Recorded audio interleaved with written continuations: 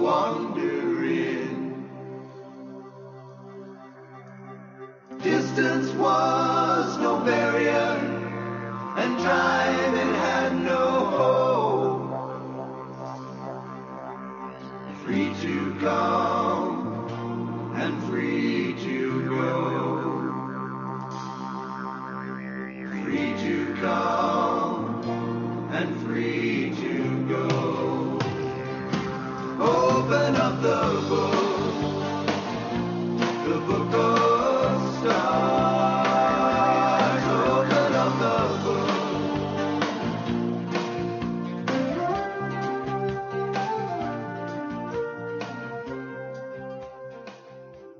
Hello, everyone, and welcome to Karmic Evolution's Astrologically Speaking. I'm your host, SHERI Horn Hasan of Karmic Evolution Astrology, and I'm coming to you on December 2nd, 2021 from Contact Talk Radio. Just a quick reminder that this show aims to bring you the truth about astrology and your soul's karmic evolution. I am here solo today, and as usual, first, my housekeeping stuff. So you can listen to Karmic Evolution's Astrological Speaking anytime by simply going to my website at karmicevolution.com, clicking on the banner labeled Radio Show. From there, you can scroll down the page and hear the most recent show, either live or recorded, and or search the archive listing for past shows that you may have missed or that you want to listen to again. So separately, you can follow me on my Facebook page, which is Karmic Evolution for Your Soul. And that's where you can also sign up for my Conversations About Consciousness newsletter as well. So first today, before we dive into this week's Astro News you can use, I wanted to tell everyone about some upcoming Astro webinar events that you all might find interesting. And the first one is by professional astrologer Ronnie Dreyer, who many of you may remember has been on my show several times over the last couple of years. She is doing a webinar on December 12th that will go from noon to 5 p.m. Eastern Time, called the 10th Annual Sensitive Degrees Webinar of 2022. And she's, just a little background, Ronnie is both a Western tropical and a Vedic sidereal astrologer. And she'll present her knowledge of both systems during this extensive webinar, which will include Ronnie's vast knowledge of both systems, which will include not only these two year-end 2021 eclipses, the second of which I'm going to focus on today, but also those occurring in 2022. And Ronnie says this year should be a recovery year, but there will be many other astrological signatures that will bring new challenges in addition to sewing up the old ones. The information I provide is unique, complete, and intense. So those of you who are into intense, but, you know, Ronnie is very detail-oriented. So as proof of that, she says, in addition, she's going to cover the planetary retrogrades of 2022, the aspects, ingresses, lunations, eclipses, as mentioned, and more, according to both tropical Western and Indian sidereal systems. She'll begin with a brief recap of 2021 as it leads into 2022.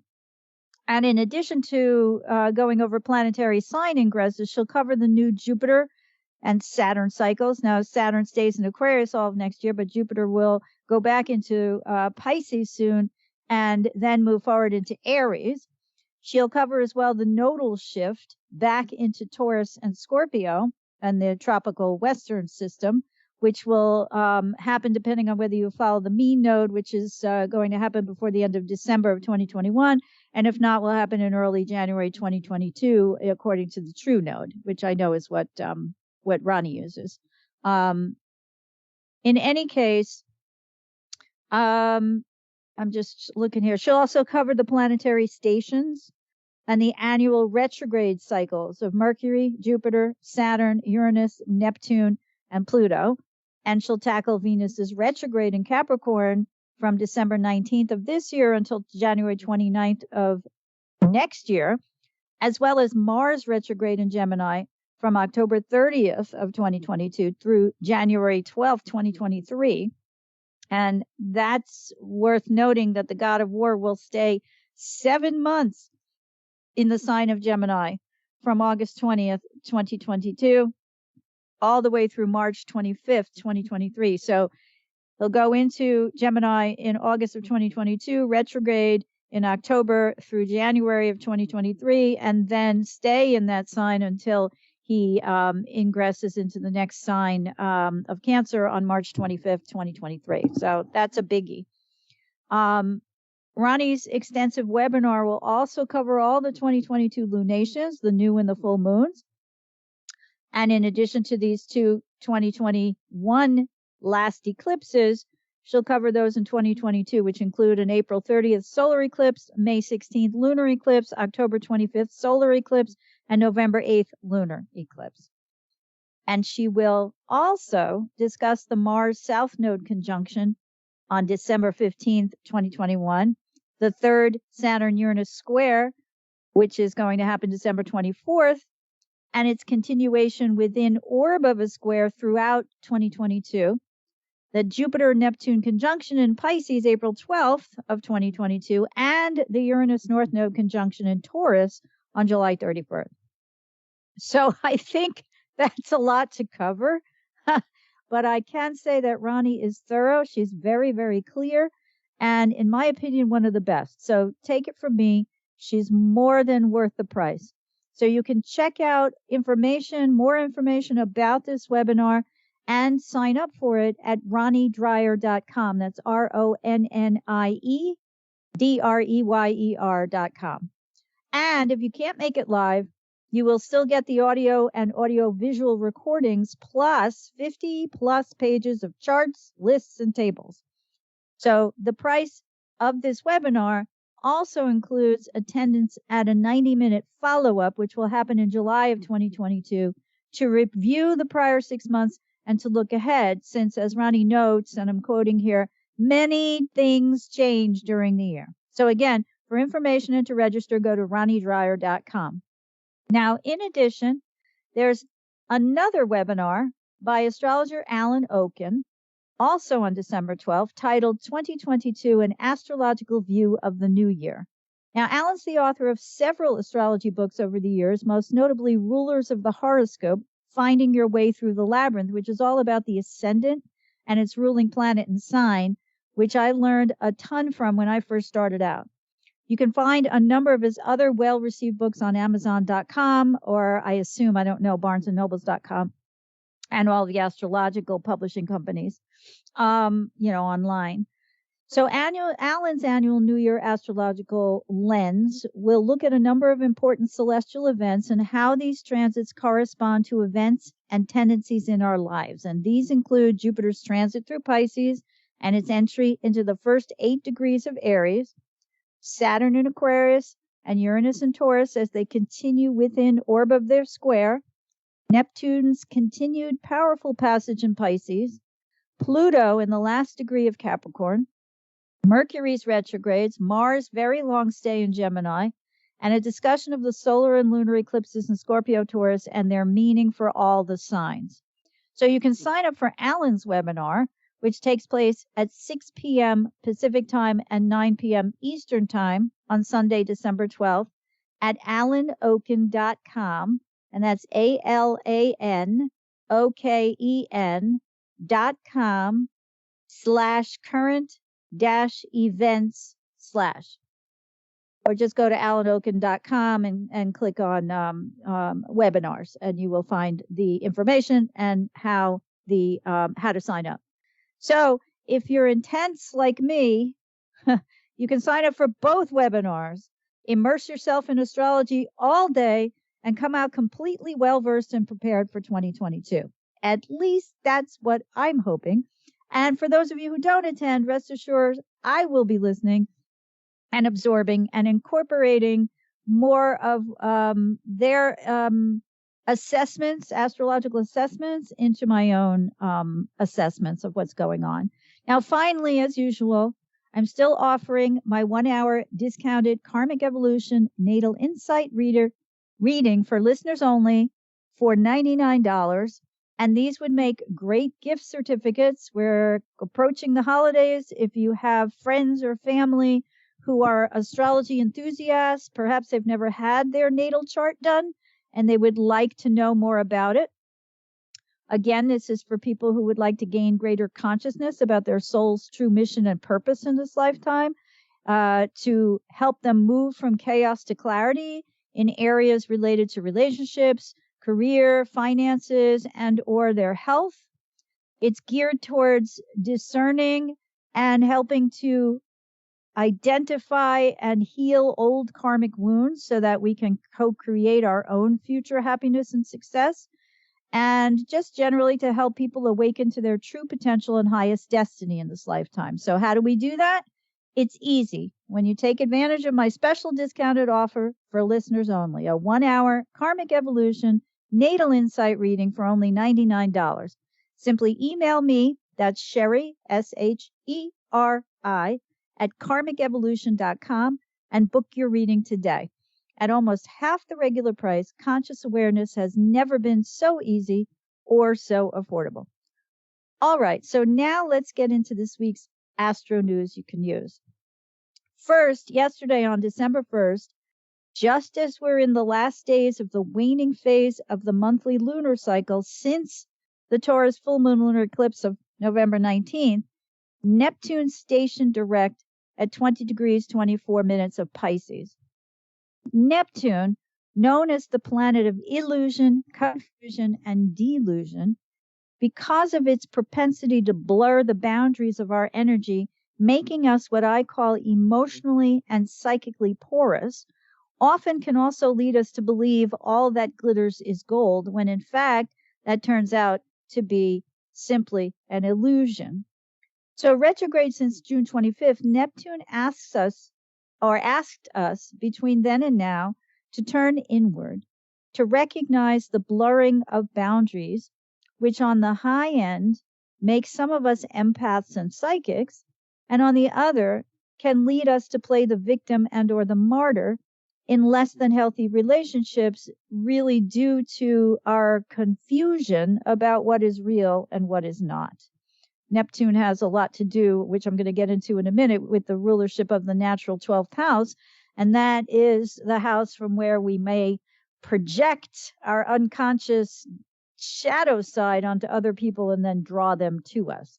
So when we want to be saved, we imagine that there's a savior. We focus on that person or perhaps that job or some other kind of thing. And we will then energetically draw them to us, but they may turn out to be far less than what we originally fantasized them as. And here's what Jungian astrologer Erin Sullivan says about Neptune retrograde and its return to direct motion in her book, Retrograde Planets Traversing the Inner Landscape.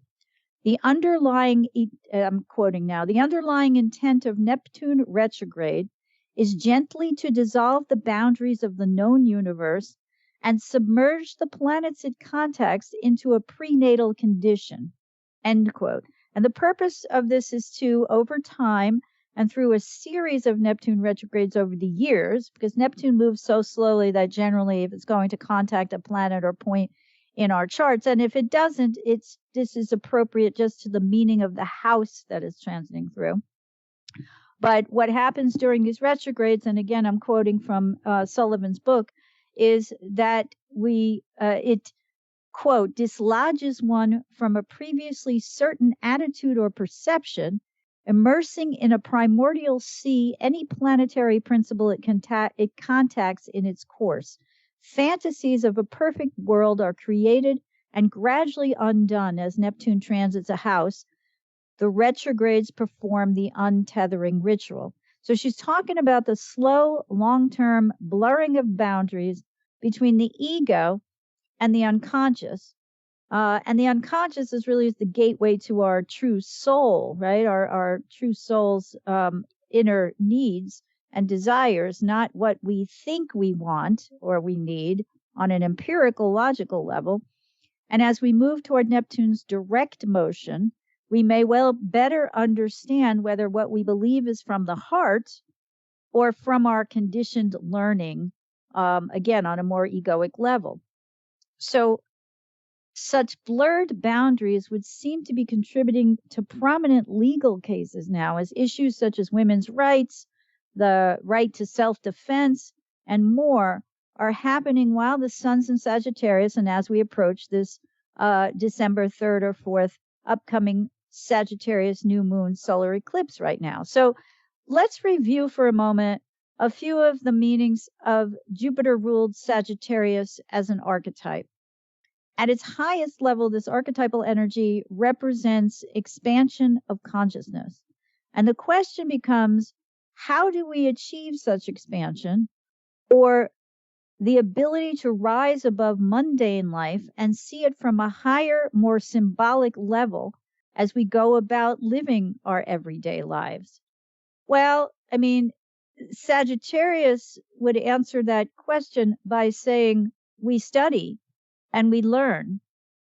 Hence, Sagittarius's connotation to higher education, meaning college and beyond, into the more esoteric realms imaginable, into more philosophical realms where we might ask ourselves questions like, why am I here and what is my purpose?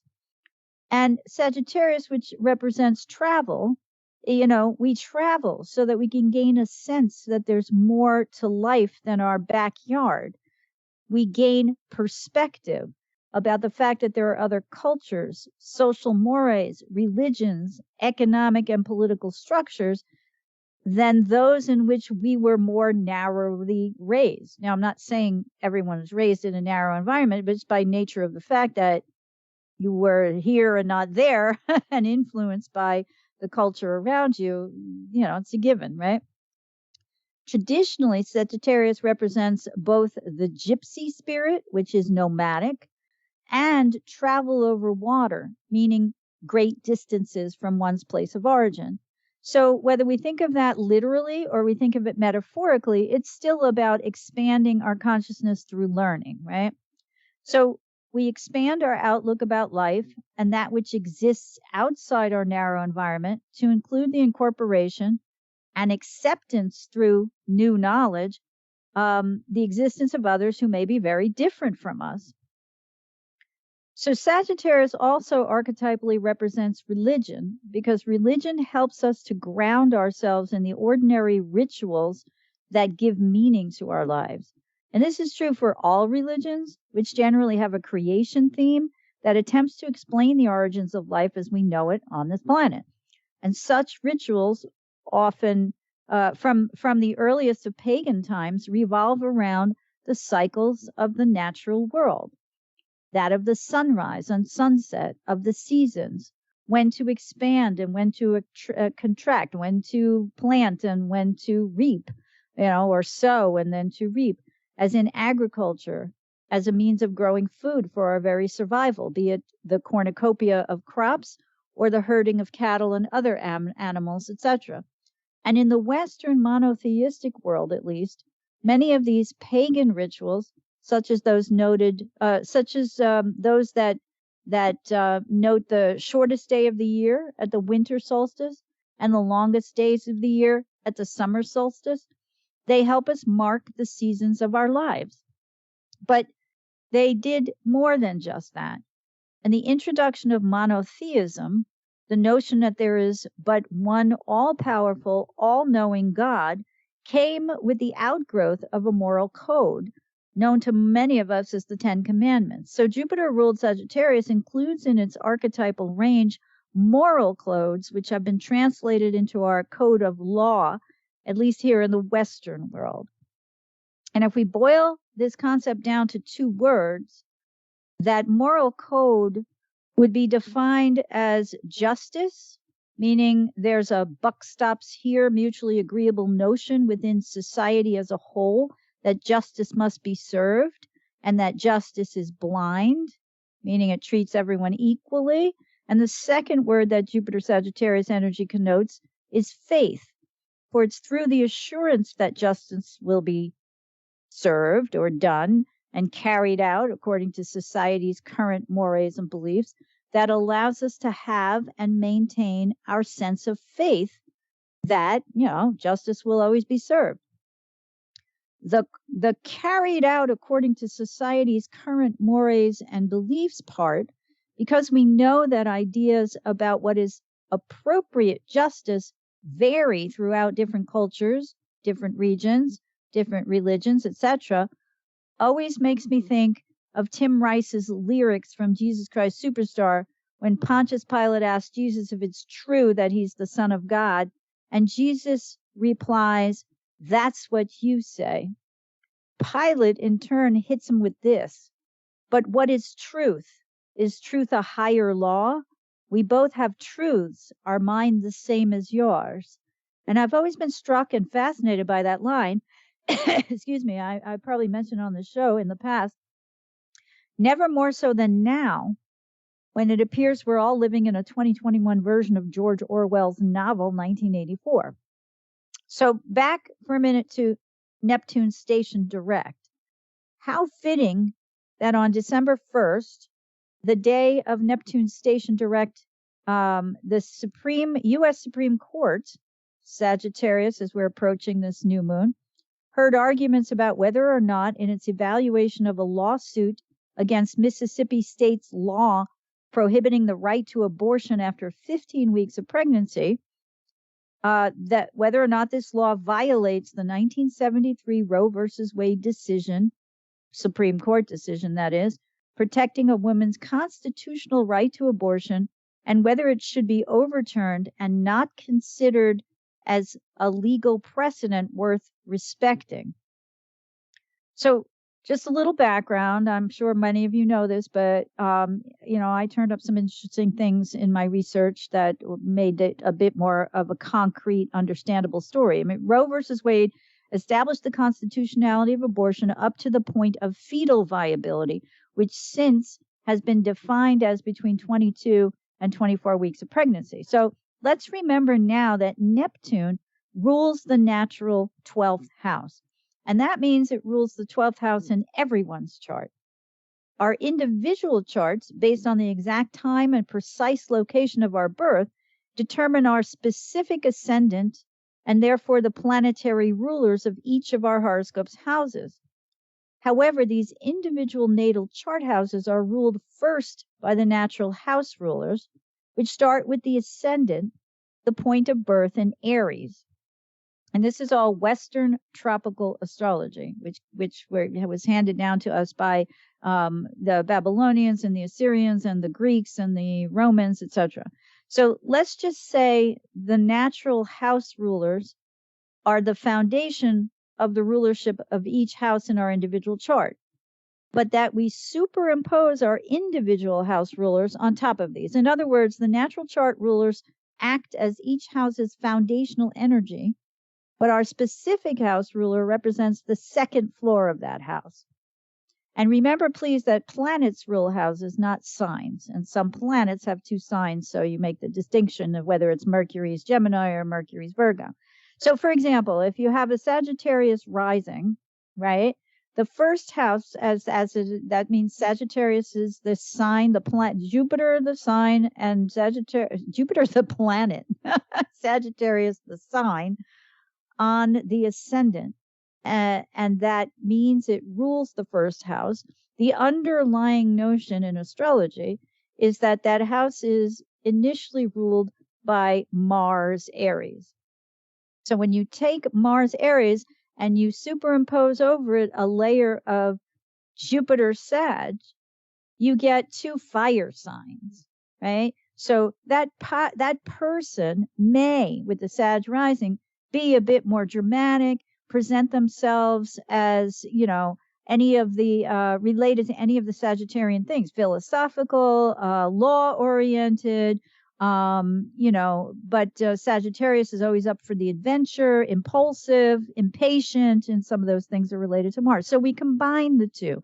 And the art of astrology is really the art of interpreting astrological charts is really one of synthesis, which is combining the different energies, planetary and sign energies, in a person's chart to come up with a delineation of what's influenced that person, what their behavior may be like, the range of archetypal energies that they are instilled with, and you go from there.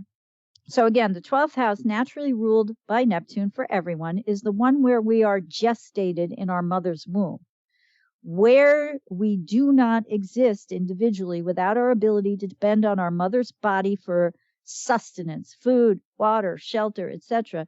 Never mind the state of blissful serenity and comfort as we listen to the steady, secure drum of her heartbeat. It's when the fetus signals to the mother that she's ready to be born that we cross the ascendant into a physical body and incarnate life. So, don't get me wrong. I'm applying this to the recent arguments in front of the Supreme Court on December 1st, the day that Neptune stationed direct, not to provoke a discussion about opinions about Roe versus Wade versus the Mississippi state legislation, but about to illustrate the astrology of what's happening in the macrocosm as it reflects back to us today in the major world events around us. So regardless of anyone's personal beliefs about abortion, I'm pointing out here that a Supreme Court case will soon be decided that deals with a murky, foggy, nebulous subject to begin with, which is the question, when does life begin? And for some background, this is from the New York Times yesterday. Quote, the law at issue in the case, Dobbs versus Jackson Women's Health Organization, was enacted in 2018 by the Republican-dominated Mississippi legislature. It banned abortions if, quote, the probable gestational age of the unborn human was determined to be more than 15 weeks. The statute, a calculated challenge to Roe, included narrow exceptions for medical emergencies and or, quote, a severe fetal abnormality. So since Roe versus Wade established already fetal viability to be 22 to 24 weeks, and the choice to abort a constitutional right, Mississippi's attempt to blur the lines between federal and state law wants to change the equation in terms of deciding separately from the already determined federal constitutional right. It wants to revisit and throw into confusion, right? The questions: 1, when does a fetus become viable? 2, will abortion be allowed in cases of rape and incest? 3, who does the state decide should be punished if a law is passed on a state level, not a federal level, prohibiting abortion there? The woman who undergoes the procedure, the doctor who performs it, the owner or landlord of the facility in which it's performed, the people in states where vigilantism is now allowed, such as Texas. And what about the morning after pill and other pro-choice options currently legally used by women? Are these going to be outlawed as well? And then there's the issue of the separation between the federal government, as I said, which adheres to the U.S. Constitution and is backing the right of women to have a legal abortion because they've had that right for 50 years now, and individual states which have constitutions of their own. So what we're watching now, especially since the last Taurus full moon lunar eclipse brought us legal verdicts in gun cases related to the right to self-defense, such as the Rittenhouse and Arbery trials, and this recent abortion rights cases combined with, the fact that it follows the vigilante law passed in Texas 3 months ago, as we approach this week's Sag New Moon solar eclipse and the current tightening of the Saturn-Uranus square toward perfecting once again on December 24th, what's been eclipsed that's now coming into the light or rising into greater consciousness now. And again, Neptune station direct has highlighted the murky, foggy area of when does life begin, which in turn relates to the potential legal rolling back of women's rights to at least 50 years. And that relates, as I said, to this tightening Saturn square to Uranus, which is, no, we want everything to remain Saturnine or Saturnian tradition. This is what we say, which is kind of a dichotomy, right? Because if you stick with Saturn, you say, well, if you stick with Saturn, who's the Lord, who's the wise sage, right? The Lord of karma, then you say, oh, we have to respect legal precedent. Yet, if you stick with the fact that Saturn is patriarchal, you get a different attitude, because you have Saturn saying, no, women aren't equal. It doesn't say that in the Bible, blah, blah, blah. So that in and of itself is convoluted. And then, of course, Uranus and Taurus says, well, you have to make a change to your values, right? But is the change that we're making to the values one that promotes women's continued rights because they've been in effect for 50 years? Or does the change in values say, no, we want to go backward, right? So it's a conundrum. And I think you see it playing out in all these different ways, in different cases, legally, in different places throughout, particularly this country, but also the world. So, I mean, we won't even get into mask mandates and, the new Omicron coronavirus variant and stuff like that, because clearly that is, or those things are still problems. But, you could throw anything at the Saturn-Uranus square where there's precedent, where there's history, where there's tradition, whether you were in favor of it or not, versus where things need to change in order for us to be able to go forward and maintain and sustain the Sagittarian principle of faith, right? We don't want to limit our Sagittarian opportunities for growth and consciousness. So I'd posit to everyone now that these are things that are coming into greater consciousness now for us all as we sit on the threshold of this next eclipse. And it's this eclipse that asks us to plant new seeds around what is our truth about what is right and what is wrong. What does justice mean to each of us individually? Is it about dealing with the concept and the reality of live and let live based on a belief in an all-powerful yet beneficent and forgiving higher power? Or anything else? We just believe in energy. We don't have to believe in God or goddess or source or creator. Everyone has their own beliefs, and that's fine. But what I'm saying is, if the belief is in that, or is it based on the vengeance of an Old Testament's Yahweh type God who's about an eye for an eye and a tooth for a tooth? So each of us gets to better understand now that we can plant seeds that allow us to dig more deeply into our unconscious, to come up with what our soul, or our true soul, means, meaning cutting through, as I said, all of the egoic stuff that we were told, taught, or forced to believe as we entered this lifetime. And those are through many of our Saturnian authority figures, our parents, our teachers, our clerics, our judges, our government, our corporations, all that kind of stuff.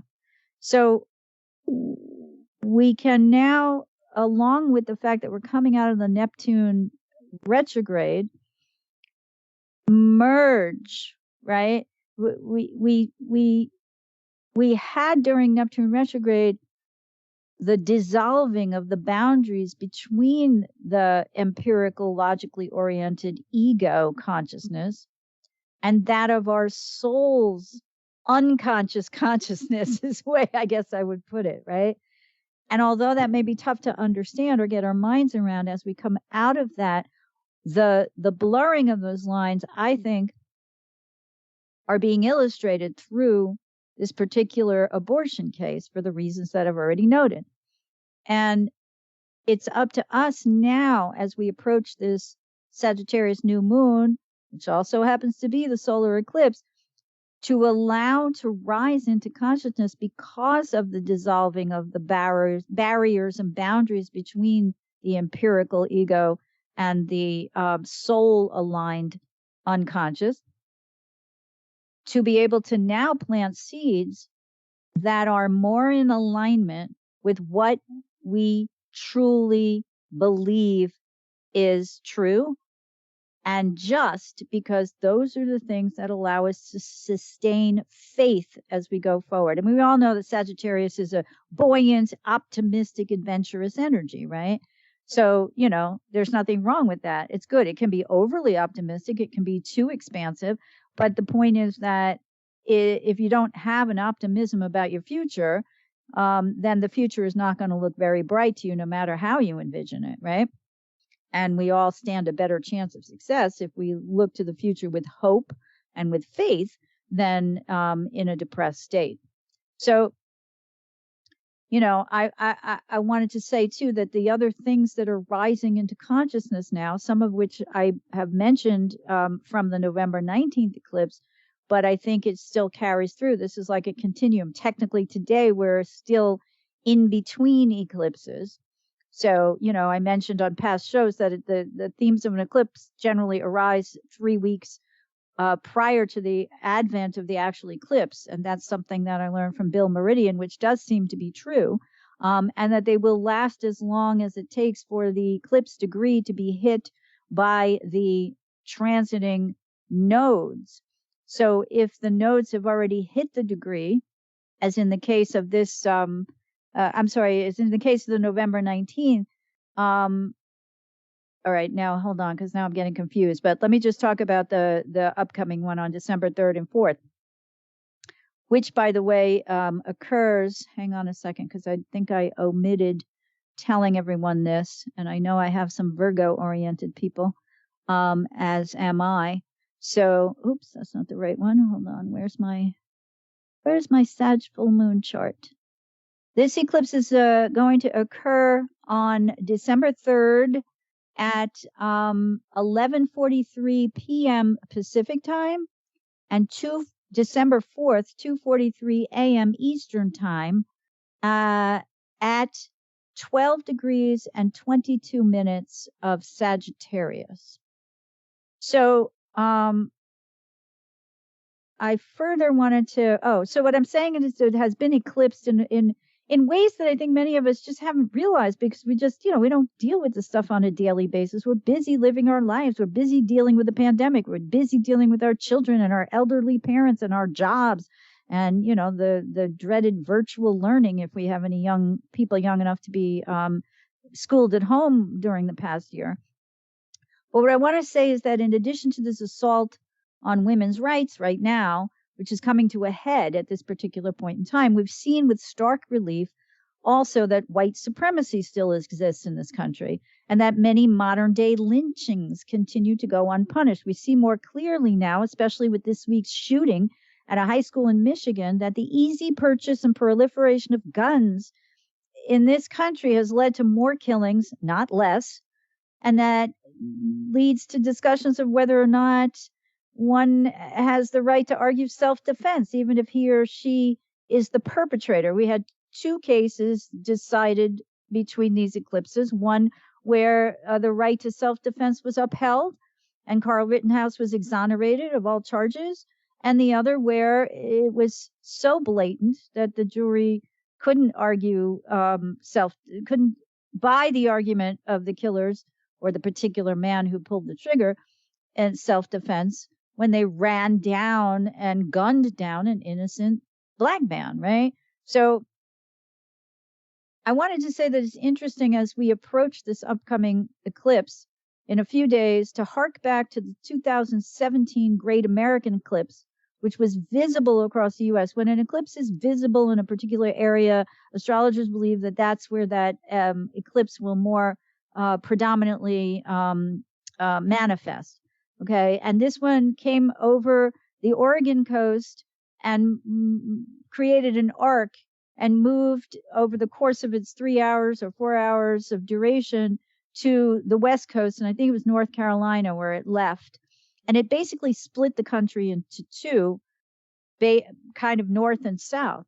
And clearly since then, this was the beginning 2017 of the Donald Trump presidency, we've seen manifested in the collective a huge split in this country about all kinds of issues, Jupiterian and otherwise, right? We've seen this higher law aspect of the Sagittarian theme reflected back to us through the macrocosm and the collective lately, especially because the sun entered the sign on November 21st and Mercury followed on the 23rd. So again, all these questions about what's acceptable. The other trial that's coming up that I mentioned last week has more Plutonic and Venus-Pluto themes, which is it acceptable? The trial of Ghislaine Maxwell. Is it acceptable to society to traffic underage girls sexually or not? Okay, that clearly is a Sagittarian theme as well when we're talking about the law. Now, what's also interesting about this upcoming eclipse is that according to the U.S. Sibley chart that many astrologers use, not all, but many, will experience this 12/21 Sagittarius new moon solar eclipse within 1 degree, within 1 minute of arc. All right, so the eclipse is at 12/22 Sagittarius, and the Sibley U.S. chart has as its ascendant 12/21. So what's coming to light now that's previously been eclipsed, meaning hidden, in terms of the United States specifically? Well, as I said before, the ascendant is the demarcation point of birth into the incarnate world. So in other words, it's where we emerge from the primordial waters of the 12th house Neptune ruled womb to inhabit an actual body. So the coming into being of the United States was within the realm of Sagittarius energy. Mars first, yes, proactive, the desire to be born, the instinct to be born. The fetus signaling to the mother in utero, let me out of here, right? There's no thought behind that. I've talked about that before on this show. So Sagittarius is expansive, right? And all inclusive. So as Mitchell Lewis has pointed out on the show, he believes in the Sibley chart in particular because Sagittarius is the closest energy to manifest destiny, or the notion that all this too can be yours. So when the settlers came across via the East Coast, and when they came up from Mexico or via the Pacific into Southern California, all they saw was infinite land, right? So the image now with this eclipse falling on the ascendant of the United States chart, meaning how we present ourselves to the outer world and how the rest of the world views us. The United States has always presented the image of the defender of freedoms, the defender of democracy, the defender of equality. And what's emerging into greater consciousness now that's been eclipsed to date, I think, is the actual truth that this nation has become a corptocracy, meaning ruled by corporations and corporate money, a plutocracy, meaning ruled by the rich people, many of whom own these, corporations, or who have managed to become the handful, count on two hands, the Jeff Bezos and the Bill Gates and things like that, who are billionaires. And it's on its way to becoming an autocracy that has no or very little to stand on when it comes to spouting its pro-democratic BS to the rest of the world. So if we're defenders, what are we defenders of? The freedom of rich white men, but not the freedom of poor women who are victims of rape and incest, or not the freedoms of people of color who are still being hunted down and lynched just because of the color of their skin, as was proven in the Ahmaud Arbery recent trial. Not for the LGBTQ members who or community who simply want to live and love freely. We're approaching the Venus-Pluto conjunction. Venus is going to station retrograde. Actually, let me see. I don't give you the exacts right now. It's going to conjoin Pluto and then station retrograde. So I think she conjoins Pluto on the 19th she stations retrograde on the 19th. Does she conjoin Pluto before that or after? I think it's no, it's after that. So on the 19th and then on the 24th, I think she conjoins Pluto. Let's see here. I'm looking at my little calendar. She conjoins Pluto on the 25th, Christmas Day. So the 19th, she stations retrograde in Capricorn, and we'll talk more about that next week. And on the 25th, she conjoins Pluto. So as we head towards that, we have all these themes, which I talked about last week. And, you know, we see the stuff around money and sexuality, and the power that it can maintain to overrule or influence judicial decisions, right? So what I wanted to say is that we are looking at, hang on, sorry guys. We're looking at, particularly also, as I mentioned before, with the Saturn square tightening to Uranus, which also perfects the 24th. So again, that perfects the 24th. Venus conjoins Pluto on the 25th. Now, in general, that could portend a restriction of freedoms, including, you know, global restrictions, lockdowns, vaccine and mask mandates related to this new Omicron coronavirus variant. Again, we see it in the realm of the recent abortion case arguments in front of the Supreme Court that seeks to curtail women's freedom of choice about what to do with their own bodies. And remember, Uranus and Taurus is a change to our physical bodies being potentially restricted by Saturn and Aquarius. Groups of people, Saturn, want to restrict, you know, Saturn, the freedom, Uranus, to do what we want with our own bodies. So I wanted to read you a, I wanted to say that the Sagittarius New Moon has a quincunx to Uranus, which suggests that we need to adjust how we handle jurisprudence in this country. So all the stuff that I was talking about in these cases and the legal stuff. And again, I'll say it again. Do we favor white men over men of color? Do we favor white people over people of color? Or immigrants, or, you know, different religions or whatever, affluent women over poor ones, religious zealots over secularists. Again, from the New York Times, coming out of the Supreme Court oral arguments yesterday, is a quote from Justice Sonia Sotomayor. But I'll read you the whole paragraph. It says, quote, the court's 3 liberal members said that overruling Roe soon after a change in the court's membership, meaning the addition of 3 new conservative justices during Donald Trump's term, would damage the court's legitimacy. Indeed, Justice Sonia Sotomayor said doing so would pose an existential threat to the court. Will this institution survive the stench that this creates in the public perception that the Constitution and its reading are just political acts, she asked. If people actually believe that it's all political, how will we survive, she asked. How will the court survive?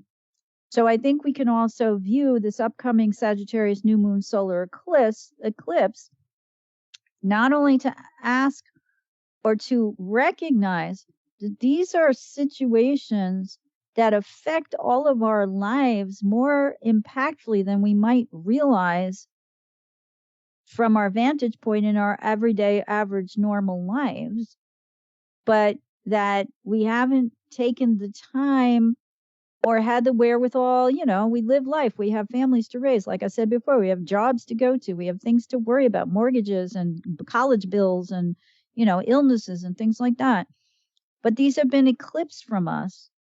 And that now it's time to allow these things to surface into consciousness in ways that allow us to better understand that what's called for now is the planting of new seeds. And I said this before, but I think it's worth repeating, that will lead to greater inclusion of outside facts and information, expansion of consciousness, upon which we can base our trust, and more importantly, in which we can have faith and optimism for and in our future.